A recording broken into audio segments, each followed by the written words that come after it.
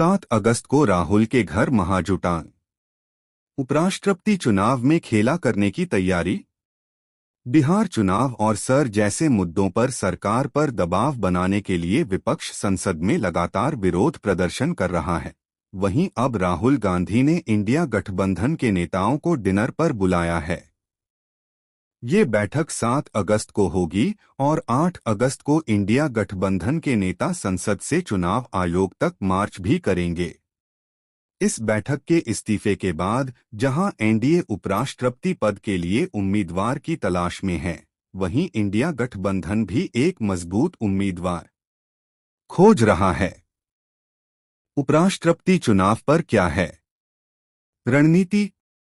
विपक्ष इस बार उपराष्ट्रपति पद के लिए ऐसे उम्मीदवार की तलाश कर रहा है जिससे कि चुनाव रोचक हो जाए। इस बार का लोकसभा और राज्यसभा का गणित ऐसा है कि अगर कोई दमदार उम्मीदवार उपराष्ट्रपति के लिए खड़ा किया जाए तो मुकाबला पिछली बार की तरह एक तरफा नहीं होगा। अब सबसे बड़ा सवाल है कि यदि विपक्ष बिहार या आंध्र प्रदेश से कोई उम्मीदवार उतारता है तो नीतीश कुमार और चंद्रबाबू नायडू क्या करेंगे, ये देखना होगा। जगदीप धनखड़ के खिलाफ मार्गरेट अल्वा थे उम्मीदवार। पिछली बार 2022 में जगदीप धनखड़ और मार्गरेट अल्वा के बीच मुकाबला हुआ था जिसमें धनखड़ को 528 वोट मिले थे तो वहीं अल्वा को 182, लेकिन इस बार हालात अलग हैं।